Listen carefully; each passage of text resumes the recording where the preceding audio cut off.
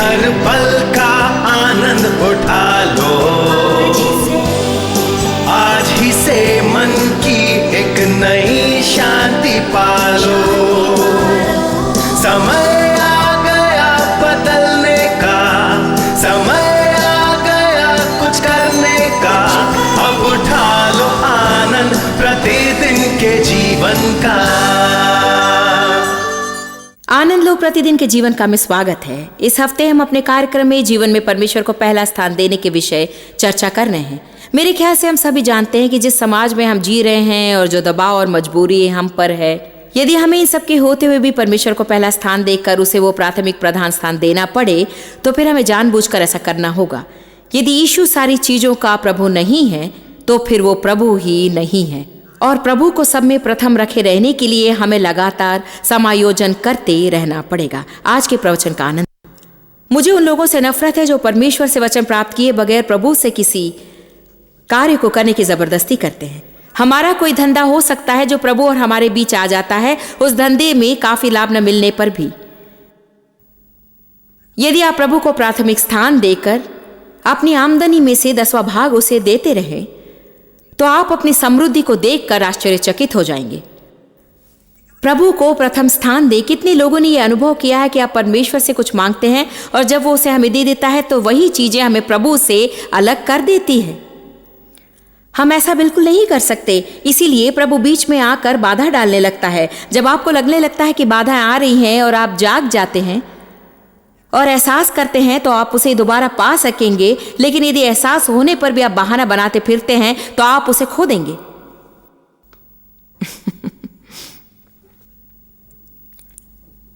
आरंभ में जो प्रेम हम में था, उससे हमें दूर ले जाने वाले रिश्ते शायद हमसे जुड़े होंगे और शीघ्र ही आपको उनसे अलग होना पड़ सकता है। देखिए, अपने स्तर को बनाए रखने के लिए, अपने उस रिश्ते को बनाए रखने के लिए आपने प्रभु से जो वाचा बांधी है, उसका सौदा मत कीजिए। जब दानियल को बंदी बनाकर राजा के दरबार में लाया गया था, तब वो बहुत ही उग्रवादी था। दानियल 1:8 में बाइबल कहती है, दानियल ने अपने हृदय में निश्चय किया कि वो उस भोजन को खाकर खुद को अशुद्ध नहीं करेगा जिसे उसने प्रभु से प्रतिज्ञा की कि वो नहीं खाएगा। उसने प्रभु से प्रतिज्ञा की और चाहे उसे अपना जीवन ही क्यों न देना पड़े, वो अपनी प्रतिज्ञा निभाएगा। हम सब जानते हैं कि दानियल के जीवन में क्या हुआ। वो उत्तम आत्मा वाला उत्तम मनुष्य था। वो 4 राजाओं के साथ रहा और जहां भी वो गया वो दूसरों पर अधिकारी ठहराया गया। जब हम सही कार्य करने का निश्चय करते हैं और प्रभु से की गई प्रतिज्ञाओं को निभाते हैं, तो प्रभु हमें आश्चर्यजनक रीति से सम्मानित करेगा। प्रभु किस प्रकार की चीजों से जलता है? सर्वप्रथम उन लोगों से जलता है जिसे आप प्रभु से भी आगे रखते हैं।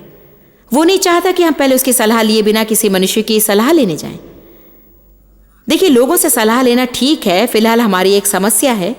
डेव और मैंने आज सुबह इस पर आपस में बातचीत की और फैसला किया कि हमें 4-5 योग्य लोगों से इसके बारे में बातें करनी चाहिए। परंतु पहले ही मैं प्रभु के पास जा चुकी और 2-3 दिनों से उसके लिए प्रार्थना भी कर रही थी। मुझे लगता है कि हमें यही करना चाहिए।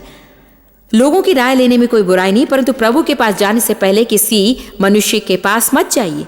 कम से कम प्रभु का सम्मान करके इतना तो कहिए, प्रभु मुझे क्या करना चाहिए? क्या तो स्वयं मुझसे कुछ कहना चाहता है या चाहता है कि मैं जाकर किसी से बातें करूं? जब भी कोई समस्या है, किसी मनुष्य के पास मत जाइए, पहले प्रभु के पास जाइए। मैं चाहूंगी कि आप यिर्मयाह का 17वां अध्याय निकालें। यिर्मयाह 17:5। प्रभु यूं कहता है, वो मनुष्य शापित है जो आदमी पर भरोसा करता है, जो हाड़ मांस के पुतले का सहारा लेता है, जिसका हृदय प्रभु से भटक जाता है। वो मरुस्थल की छोटी सूखी झाड़ी के समान होता है जो कभी फलती फूलती नहीं। वो मनुष्य निर्जन प्रदेश के सूखे इलाकों में निवास करेगा। वो नोनी भूमि क्षेत्र में रहेगा जहां कोई नहीं बसता, अर्थात उसका जीवन नीरस होगा। तो प्रभु क्या कहता है? जब हम लोगों को उससे भी प्रधान मानकर उनके पास जाएं तो हमें क्या मिलेगा? एक घिनौना जीवन। और वचन 7 देखिए, धन्य है वो मनुष्य जो प्रभु पर भरोसा करता है और जिसका भरोसा ही प्रभु है। वो मानो कल कल करते झरने के तट पर रोपा गया वृक्ष है, जिसकी जड़ें गहरे पानी में होती हैं। वर्षा न होने पर भी उसको चिंता नहीं होती है। बहुत ही अनोखा, यदि हम पहले प्रभु के पास जाएं और अपने जीवन में उसे पहला स्थान दें तो आपके जीवन में कई समस्याएं आने पर भी आप पर उसका प्रभाव नहीं पड़ेगा, क्योंकि आप उस वृक्ष की तरह होंगे जो झरने के तट पर रोपा गया हो और जिसकी जड़ें गहरे पानी में होती हैं। देखिए, हमारी जड़ों को प्रभु में होना चाहिए। हमारी जड़ें प्रभु में गहरी होने पर कोई भी भयानक आंधी आने पर भी आपका जीवन स्थिर और अडिग रहेगा, परंतु हमें प्रभु में रोपा रहना होगा। हम जानते हैं कि हमारा विश्वास क्या है, हमारा विश्वास किस पर है, हमारा भरोसा किस में है। हमारा प्रभु सच्चा है, हम जानते हैं कि वो हमारे संग रहेगा। तो फिर हम ऐसे मनुष्य बन गए हैं जिसके बारे में रोमियो 8 में कहा जाता है, जिसने हमसे प्रेम किया है उसके द्वारा हम इन सब दुखों में पूर्ण विजय प्राप्त करते हैं। जानते पूर्ण विजयी होने का तात्पर्य क्या है? इसका अर्थ है कि युद्ध घमासान होने से पहले ही आप जानते हैं कि किसकी जीत होगी। और आप कहिए शैतान जो करना है कर ले, ये कोई आसान काम नहीं होगा, ये मेरे लिए एक बड़ी चुनौती होगी, परंतु प्रभु मेरे पक्ष में है और यदि प्रभु मेरे पक्ष में है तो कौन मेरा विरोध कर सकेगा। मैं तुमसे कहती हूँ शैतान, तुम लिख कर रख लो, अंत तक पहुंचने पर मेरी ही जीत होगी और तुम्हारी हार होगी।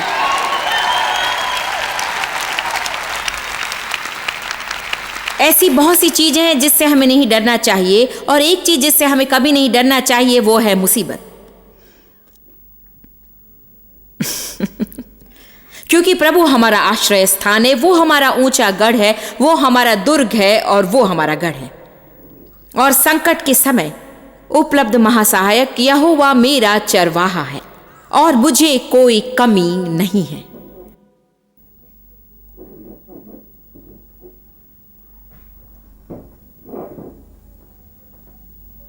वो नहीं चाहता कि मनुष्य को खुश करने वाले रहें। मनुष्यों को खुश करते रहेंगे तो हम कभी प्रभु को खुश नहीं कर सकेंगे। इसीलिए हमें मनुष्यों को नहीं और प्रभु को हाँ करना चाहिए। प्रभु के बिना कुछ करने से अच्छा होगा कि मैं इस पृथ्वी पर किसी मनुष्य का साथ ना लूं। आमीन। मुझे आपसे प्रेम है, परंतु जरूरत पड़ने पर मैं आपके बिना भी कुछ कर सकती हूं, प्रभु के बिना नहीं कर सकती। निकालिए मत्ती 10।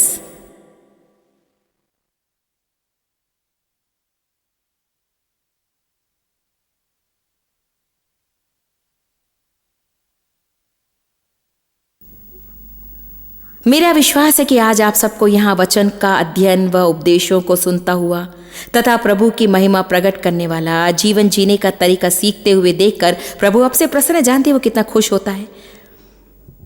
मैं चाहती हूं कि प्रभु मुझ पर गर्व करे। क्या आप नहीं चाहते कि प्रभु आप पर गर्व करे? मैं चाहती हूं कि वो मुझे देखकर कहे कि ये मेरी बेटी है।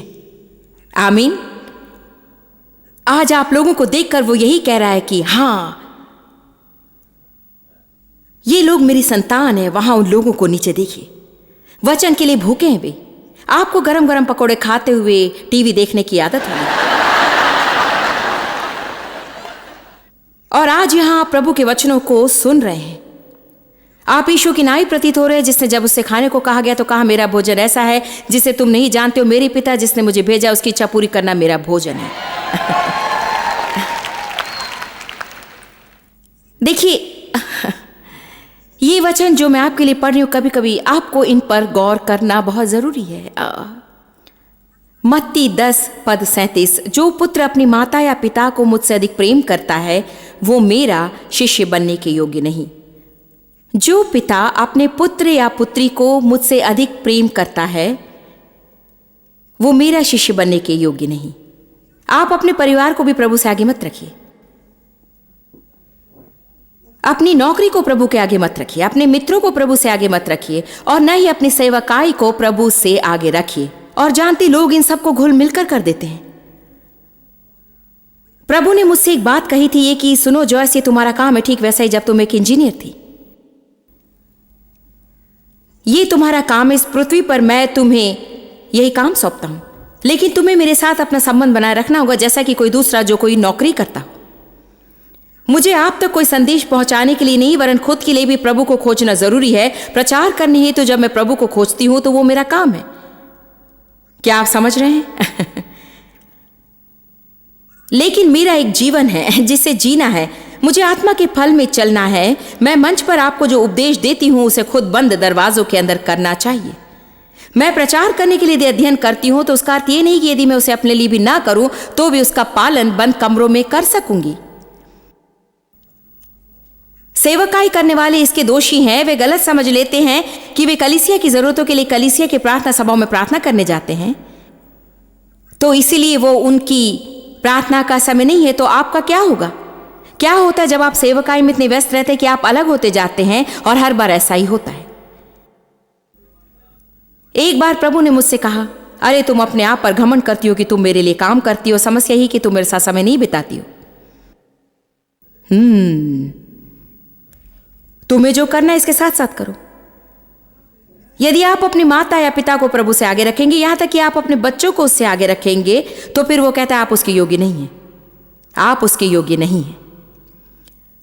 जो शिष्य अपना क्रूस उठाकर मेरा अनुसरण नहीं करता वो मेरे योग्य नहीं है। हमारे पास की चीजें हमें प्रभु से अलग कर सकती हैं। हमारा धंधा, हमारी नौकरी हमें प्रभु से दूर खींच सकती हैं। धन कमाना हमारे जीवन में अधिक महत्वपूर्ण नहीं है। हेलो,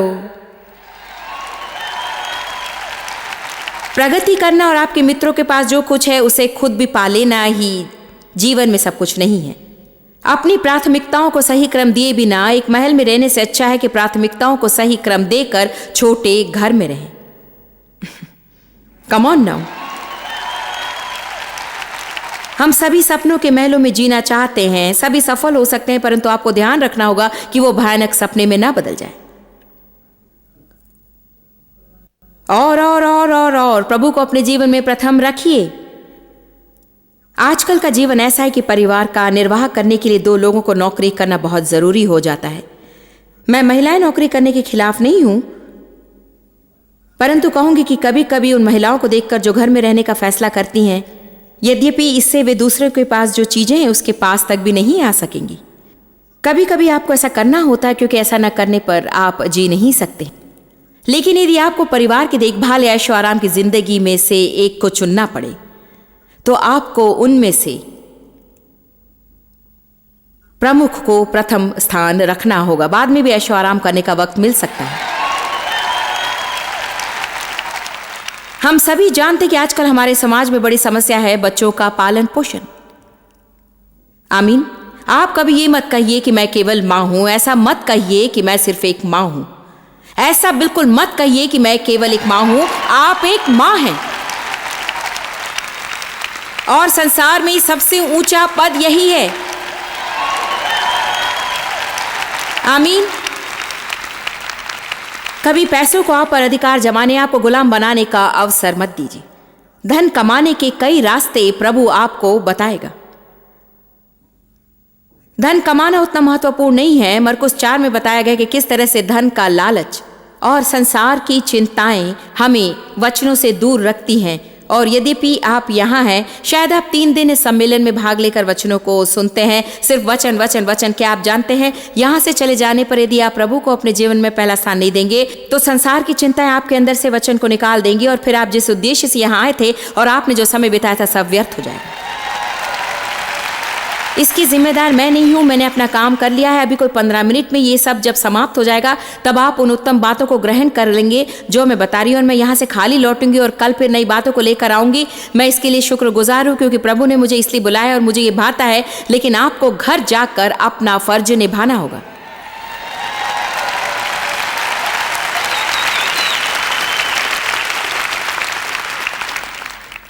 एक मनुष्य जिसे यीशु ने चंगा किया था, शायद उसमें दुष्ट आत्माएं थी।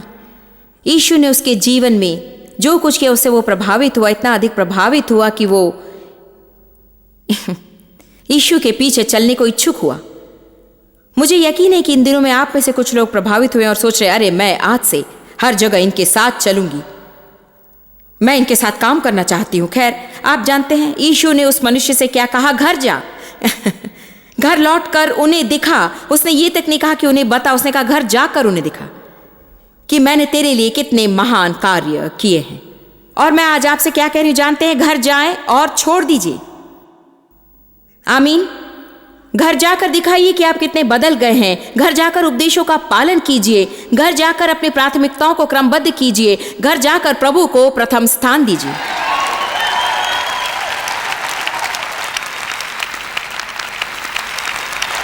मुझे लगता है कि यदि आप में से हर कोई घर जाकर कोई बदलाव न दिखा पाए तो आपने अपना वक्त बर्बाद कर दिया है। आपको घर जाकर देखना है कि आप अपना समय किसमें बिताते हैं और उन चीजों को काट फेंकना है जो कोई फल पैदा नहीं करती हैं। आपको अपने जीवन से उन लोगों को हटा देना है जो चाहते हैं कि आप उन कामों को करते रहें जिन्हें बहुत समय पहले ही आपको करना छोड़ देना था, क्योंकि पहले से ही वे बातें आपको पागल कर रही हैं और आपकी खुशियां छीन रही हैं, परंतु आप उन्हें दुखी करना नहीं चाहते, क्योंकि यदि वे इतनी आसानी से दुखी हो जाते तो अगले वर्ष या उसके बाद वे दुखी होने का कोई ना कोई बहाना ढूंढ लेंगे। इसलिए आज ही उन्हें दुखी कर दें। जानते हैं, यदि लोग आप पर अधिकार जमाना चाहते हैं तो वे आपके मित्र नहीं हैं। यदि आप कहें कि मैं भी ये काम नहीं कर सकती हूं क्योंकि ये समय प्रभु के साथ बिताने का है, और यदि लोग इससे नाराज होंगे तो फिर वे कैसे मित्र हैं जो अपने स्वार्थ के लिए मेरे और प्रभु के बीच का रिश्ता तोड़ देना चाहते हैं।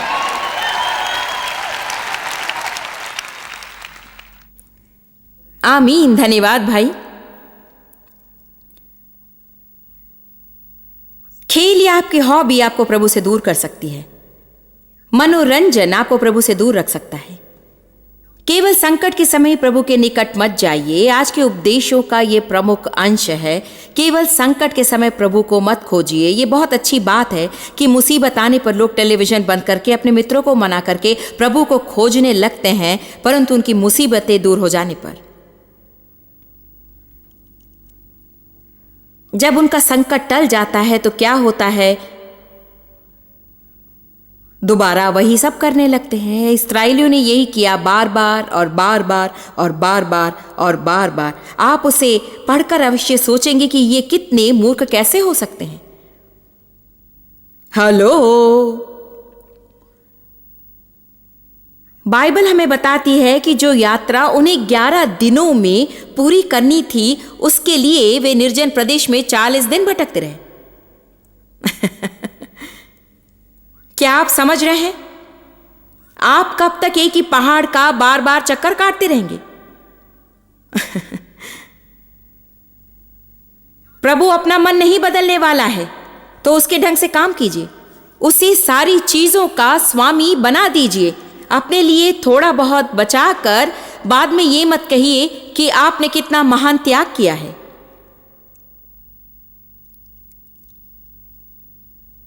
यदि वो सब का प्रभु नहीं है तो वो प्रभु ही नहीं है।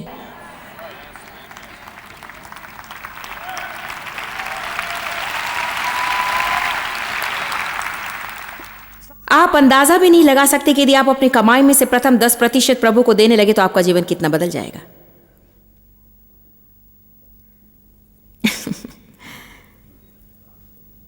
मैं जानती हूं यहां ऐसे अनेक लोगों को देख रही हूं जो दशमांश नहीं देते, क्योंकि हम जानते कि कितने प्रतिशत देते और कितने नहीं देते।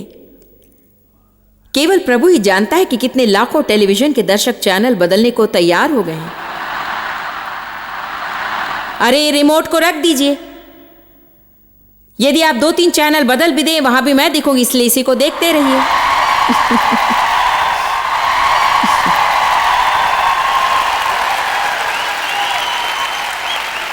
आमीन। मैं आपकी मदद करने का प्रयास कर रही हूं। आपके जीवन में प्रभु को वो स्थान दीजिए जिसके वो योग्य है। कुछ समय के लिए ये बहुत ही कठिन होगा। मैं आपसे कहती हूं, आपको अपने अहम को दूर करना होगा। इन सब को करने के लिए आपके शरीर को कुछ बातों से होकर गुजरना पड़ेगा। घर जाकर आप इसे आसानी से नहीं कर पाएंगे। आपको जरूरी होगा कि संयमित संयमित संयमित रहे। क्या संयमित रहने का अर्थ जानते हैं? उस कार्य को करना जो आप नहीं करना चाहते हैं पर जानते हैं कि वो उचित है। मैं इसे दोबारा कहूंगी, संयमित रहने का अर्थ है किसी काम को उचित जानते हुए उसे करने की इच्छा न होने पर भी उसे करना। आपको गंभीर फैसले करने पड़ते हैं, परंतु जरा भी इच्छा न होने पर भी आप प्रभु का सम्मान करने हेतु सही कार्य को करने का निर्णय लेना चाहिए। Come on now. यहां बैठे लोगों से मैं कहती हूं, आप प्रतिकूल परिस्थिति में भी प्रगति कर सकेंगे यदि आप प्रभु की महिमा के लिए उन कार्यों को करने का निश्चय करेंगे जिसे आप करना नहीं चाहते हैं पर जानते हैं कि वही उचित है। बहुत पहले मैंने ये जान लिया कि चाहे मेरी इच्छा हो या नहीं, मुझे आज्ञाकारी होना ही है। आमीन।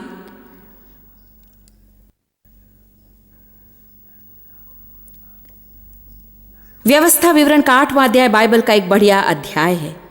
मैं अभी उसे निकाल कर आपके लिए नहीं पढ़ने वाली क्योंकि उतना समय नहीं है, परंतु चाहती हूं कि आप इसे अवश्य पढ़ें। यह कहता है, जिन मार्गों पर तेरा परमेश्वर तुझे 40 वर्ष तक निर्जन प्रदेश में ले गया कि तुझको पीड़ित करे और जानने के लिए कि तेरी परीक्षा ले कि तू उसकी आज्ञाओं का पालन करेगा या नहीं। हमें 2 परीक्षाओं को उत्तीर्ण करना है। हमारे पास कुछ होने पर कैसा व्यवहार करना चाहिए और ना होने पर कैसा। मुसीबत आने पर प्रभु को खोजिए, परंतु उसी तरह सुख के समय भी उसे खोजिए। बुरे समय पर आप उसे जितना याद करते हैं उतना ही अच्छे समय पर भी याद कीजिए। आमीन। फिलिपियो 4 में पौलुस ने एक अद्भुत बात कही है कि मैंने आत्म संतोष करना सीख लिया है। मैं जानता हूं कि दीन होना क्या है और संपन्न होना क्या है। प्रत्येक दशा और सब परिस्थितियों में तृप्त होने का और भूखा रहने का, भाव सहने का रहस्य मैंने जान लिया है। ऐसा कहना कितना अनोखा है। चाहे समस्या हो या ना हो, मैं प्रभु को अवश्य खोजूंगा। चाहे अभाव हो या ना हो, मैं प्रभु को याद करूंगा। चाहे मैं संपन्न रहूं या चाहे मुझे आर्थिक चमत्कार की जरूरत पड़े, मैं उसे खोजूंगा। चाहे मेरे बच्चे मुझे परेशान करें या मेरे कहे अनुसार सब कुछ करें, मैं प्रभु को खोजूंगा। कुछ पाने के लिए नहीं, बल्कि प्रभु को उसकी श्रेष्ठता के लिए खोजिए। उसके हाथ को नहीं, मुंह को देखिए।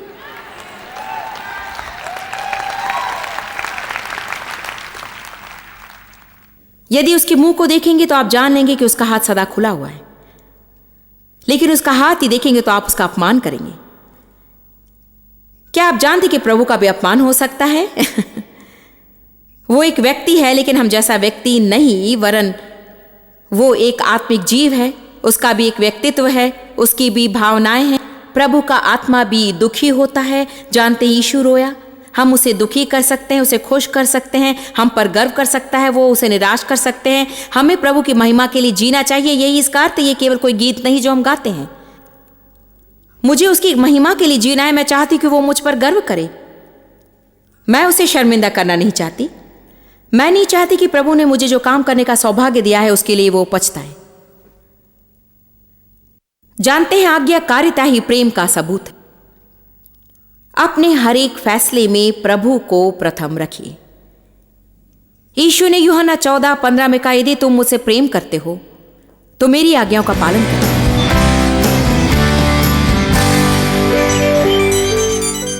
हमें प्रभु को खोजना है हर समय, न केवल उस समय जब हम जरूरतमंद हों और हमें उससे कुछ आवश्यकता हो। मेरा विश्वास है हमें हर समय उसके लिए रहना है, क्योंकि हम वास्तव में हैं भी। परमेश्वर सब बातें संभालता है और मुझे आश्चर्य होता है ये सोचकर यदि कुछ क्षणों के लिए मेरे जीवन या सेवकाई से दूर हो जाए प्रभु, तो सब कुछ मुझ पर टूट पड़ेगा। और हम बड़ी आसानी से इस परीक्षा में पढ़ सकते हैं कि जब हमें जरूरत हो तभी हम उसे खोजें। परंतु मेरा विश्वास है कि हमारे आत्मिक बढ़ोतरी में एक मुड़ाव आता है जब हम अपने हर समय में प्रभु को खोजने लगते हैं, ज्यादा से ज्यादा। और जैसे विश्वास योग्यता से अच्छे समय में हम खोजते हैं, वैसे ही कठिन समय में भी।